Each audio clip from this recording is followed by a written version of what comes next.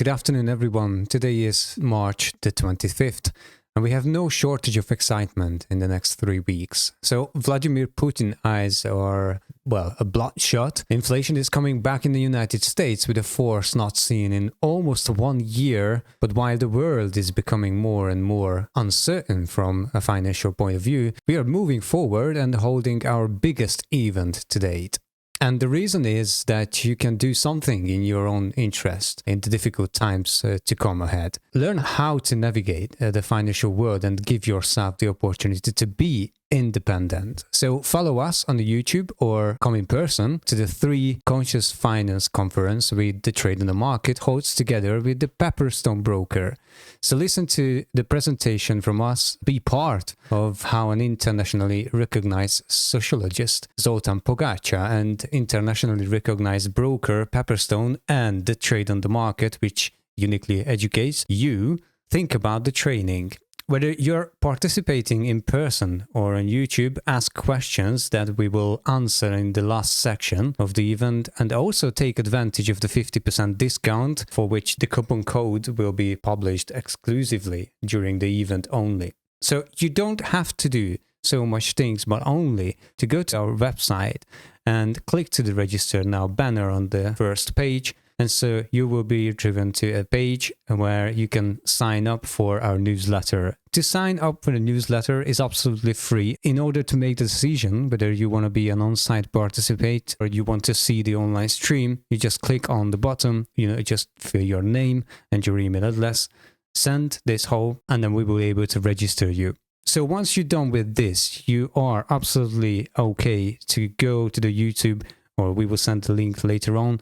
And so you will see a whole event, and also you can just go to Budapest on April 12th and attend in person. So enjoy the show, and now let's see what we can figure out about the macroeconomic data and other market drivers, what we have so far.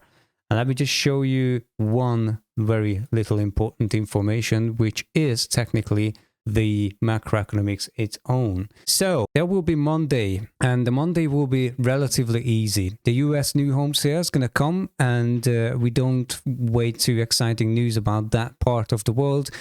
But from Tuesday, we're going to get a little bit more excitement. The US dollar dominated data, for example, the core durable goods orders will be published, and the last numbers wasn't very, very good. And so a little excitement can come from this part, but at 3 o'clock in the afternoon, we're going to get the CB consumer confidence, and the market is already very excited about that because the inflation is coming back and, people just worried. And then Richmond Manufacturing Index is going to come as well at 3 p.m. And so we have to wait a little bit. But if you go to the website, you can read our analysis about this week macroeconomic data. So you're not going to miss anything, well, if you're a pro member. And then Wednesday come, another easy day. We don't have to worry about too much, but at the same time, Thursday will be a rock hard Thursday. Most of the data is US based, so technically this will affect the US dollar and therefore driving the US dollar. So here is Friday, inflation and power speech gonna come, and And again, so much excitement this week. And we didn't even talk about next week, because next week will be even better. So there is a lot of data coming. For example, the ISM manufacturing PMI and the ISM manufacturing prices. The reason why it will be very interesting, because the manufacturing PMI last time increased a little bit, which shows some kind of preparation in the background that the inflation is coming back. But at the same time, we're going to get the manufacturing prices as well. And if we got both rising, then I think we will get the inflation data back, and the Fed probably will delay any kind of decision regarding rate cuts. This will be one of the most important data, but also there will be more. For example, Tuesday, George job openings, or here is the OPEC meeting on Wednesday, just to say a few. Thursday, US Challenger job cuts, will be very excited. And Friday is non-farm payroll Friday. So we need to keep our eyes open and follow the macroeconomic data, because so far what we've seen last week, it was a negative effect to the ETF and the stock market, a positive effect to the commodities, very negative effect on the Forex market, and relatively negative effect on the crypto. For this week, I expect almost the same, except commodities, because last week we got a positive effect, but this week from the macroeconomic perspective, there will be neutral. Now, that doesn't mean that price is going to go to this direction. Macroeconomics is just one effect on the market, and we have 5 more. And we need to combine those effects and we will get the results. How can we expect the market? And this is why I'm making overall points at the conclusion of today's video. But moving forward, let's see what is going on in geopolitics. So tensions are not easing anywhere, as I mentioned a little bit earlier. More voices against Israel actions despite Israeli pressures, and the world is not happy at all. Ukraine conflict deepens because Russia getting very angry. According to the news that we got these terrorist attacks, they just really pissed off right now. Putin says Russia is ready for a nuclear war, so there is none of this information calm the world down. And so as a conclusion, the overall counterbalance effect between positive and negative changes is there still, but we start to bending the ties to the negative side. Now, the situation is very positive for oil and the commodities in general, but profit-taking can be happening, as we are experiencing right now in the market. It is very positive for the US dollar, negative for the Forex market in general, negative for the stocks and the ETFs, and pretty much neutral for the crypto market, with a slightly positive sign. And this is the situation with the geopolitics right now. So a slightly negative effect on the rest of the market. And in terms of the earnings, which is a very important market driver, we have no changes since last week. So I'm still expecting margin decline and bank bankruptcy starting from the Q1. And here are the news. So this is a little bit more exciting, because in terms of the ETFs and the stock market, the AI euphoria is fading away a little bit. Now, the bubble concern is still there, but moving in the background. But job cuts news are getting less attention this week, and longer high rates are still a concern among the news outlets. So if we're focusing on the commodity market, energy-related news are stabilizing, suggesting future demand on oil. China is hard on industrial metals, and Russia-Ukraine war escalation poses danger for some food prices, while others might benefit from it. In terms of the Forex market, no basic news narratives changes. More and more news about high interest rate side effects are coming up. Bank failing fear is at pretty high level right now, and the strong US dollar news are emerging more and more week by week. And let's see the crypto market. Well, there is not much change, but this is the luck, because when you're going to see the overall point, you will understand why it is the best possible circumstance in terms of news for the crypto market. And here is the first really detailed problematic issue. Well, not an issue. It depends on what kind of market sector we are talking about, because the ETF and the stock market currently is performing pretty good. So the finance is in a huge turnaround in last week's sentiment to the positive side. The health sector, after the previous drop back, still only neutral despite very positive overall market sentiment. So be careful here, because something is not right.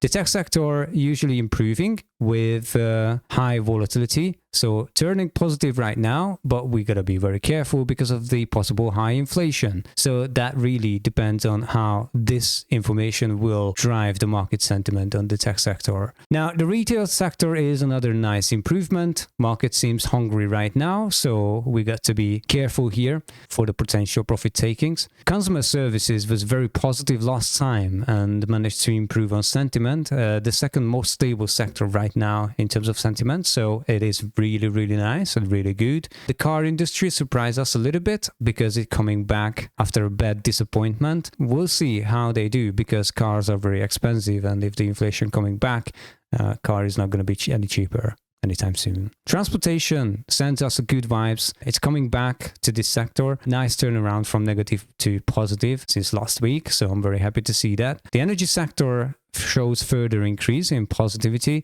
after last week's improvement. One of the most stable sector on sentiment again. And the overall conclusion by this is we have to watch out for too sudden changes in the market mood, that this could cause instability for longer term. So be careful on ETFs. The stock market sentiment is aggressively up this week, but the sentiment on the main indexes are mild, positive only, so this is a problem. Now, in terms of the commodities, essential foods news brings the magic. The sector experiencing positive pressure in the sentiment, and this could accelerate on negative news from Ukraine. Worth to watch that sector. The non-essential food shows only a slight positive change and struggling for weeks now, except the US cocoa, but we know the reason. Well, the supply is pretty much damaged, if I can say in a diplomatic way. Energy sector goes back to neutral sentiment, so it could be a general profit taking at significant levels, so seems not dangerous, but better to keep an eye on it. Precious metals shows positive sentiment, mainly on silver. As I always emphasize, the silver these times suffer more as no fundamental support from industrial metals, so we gotta be careful here. The damage is always a little bit bigger than on gold. And talking about industrial metals, as I warned in the last few weeks, as long as there is no fundamental support for industrial metals, profit taking can be drastic. That's what caused a huge decline in sentiment right now. And the livestock shows some more negativity. No serious negative power, but must be watched because, that could be, if the overall sentiment is declining furthermore, there will be more profit taking, possibly. Now, here is the first interesting part on the market. And for some, this is very, very bad, and for some this is very, very good, and I am on the good side, by the way. So DXY is extremely positive bank sentiment on the US dollar, so we are very happy about it. But the JXY, well, that's not too good. Poor Japanese yen received even further negative bank pressure despite rate hikes, and this signals total market disappointment on weak BOJ decisions. But how is the British pound? One of the strongest player in the last few weeks seems cracking under DXY pressure, force banks to sell. And the QEs, well, it's gone. I see no banks would buy QEs right now. So this provides stable negativity, which is a very good news for us right now because, on the Forex market, we are always choosing the weakest and compare to the strongest. This is the environment what provides us the best possible opportunities. But how is Canada? It is negative compared to last week, but keep in mind, if oil and silver improves somewhat, the CXY, so the Canadian dollar index, can use any weakening opportunity on DXY to strengthen a little bit. And the Swiss are also very interesting. Still strong negativity on the Swiss franc, and despite the resistance to the downside, the rate cut could stabilize this mood for a while. And here is Australia. From last week's neutral, we're now turning to negative sentiment on the Australian dollar index. But be very careful. Technically, this chart is still powerful for some reason. Australia receives few positivity from the macroeconomic side, and also geopolitically good news are coming here. So in conclusion, the DXY will dominate the market, so pay strong attention to the US data this week because this will drive the sentiment on the market sector. Oh, sorry, and I almost missed one more. This is the crypto. There is a little drop in the good mood, but still in a positive territory, and I don't think that we have to worry about the sentiment itself. So while talking about crypto market, let's see the technicals, how we're doing right now with the crypto. Not too bad volume cycle close, while fairly neutral power balance, but the scale EMAs are broken to the upside and showing some momentum increase, but we are still under negative pressure overall, which can ease if volume comes back. Therefore, worth watching the average volume level on the hourly chart. Don't forget that. But what about the Forex market? Well, very good setups. DXY drags all of the other down, so no need better environment like this on the Forex market. And I'm very excited about the setups. But of course, we need to be careful because sometimes, market is taking a rest and we're waiting for the next opportunity. And what about the ETFs and the stock market? Well, higher price, low volume, negative MACD means no power at all. So reason for price increase is the absence of short sellers, but not much buyers either. This provides unstable momentum to the upside. I expect some drop in put contracts this week, but I'm not sure this is enough power to the upside. Regardless, if SPY doesn't drop, but SPX increase on the options market, this will bring negative sentiment to the S&P 500, that's for sure.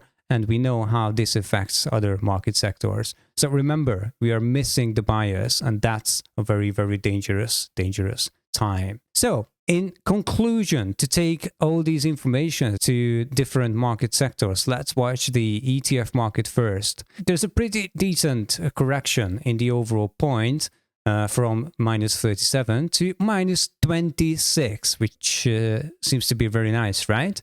So the main reason for this improvement is not market power, but a combination of market news and little improvement on the macroeconomic field caused some positive sentiment and technical improvement.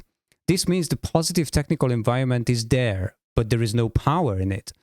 It must be a further concern to a long-term thinker, but warns intraday traders for being careful to the upside and cut risk on all positions while riding the wave to the upside. This is very important. So in terms of the commodity market, small drop back from 54 to 51 in the overall points suggests profit taking in general.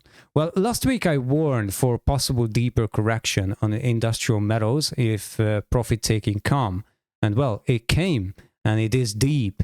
So this sector needs to sit this through now, and we gotta be patient.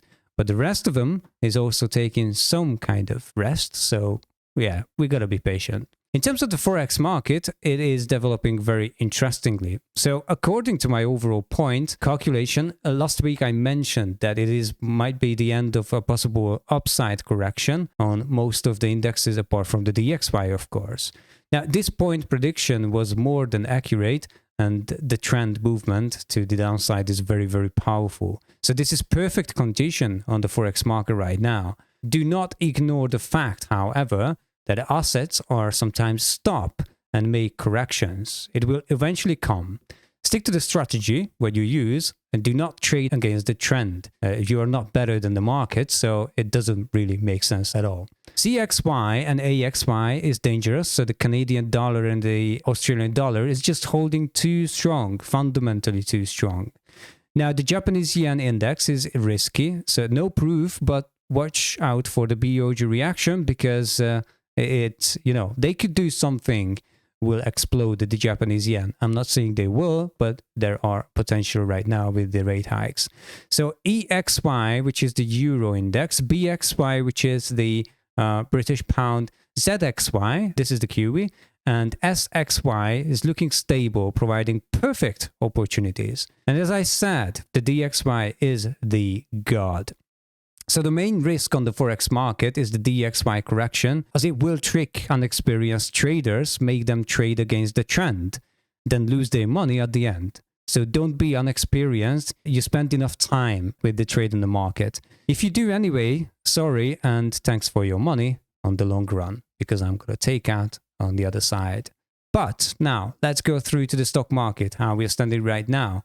Well, there is a decent improvement in the overall point from minus 49 to minus 37. Given the fact that the technical point did not improve a lot, it sends us a signal. So the sentiment is strong to the upside currently, but technicals do not follow. This means we are missing huge amount of volume. This is a danger for intraday traders as the low time frame waves will not be as long in length as usual. This means strategies used on the stock market must be narrowed to the upside. More profit taking is needed and a strong monitor of current momentum. So not an easy part of the market right now, the stocks, because very, very dangerous. But here is crypto market. And there is a slight increase from 10 to 12 points, shows a little weak, but positive market sentiment and positive market overall. The main drivers are, however, not dropping seriously, suggest that the profit-taking wave is not so big on Bitcoin. So this might able to boost the general sentiment, bringing some money inflow to the market. But as long as we do not have a proof of the positive volume, chances are still very high for consolidation, rather massive increase. So the good news is no sign of potential sell-offs, except the possibility of unexpected events could happen very easily. And now for the pro members, let's switch our screen and we're going to have a look at the technical charts. And what we're going to take first is the Forex market, I guess, and the stock market as well, among some ETFs, because there are very, very important information that I need to share with you right now.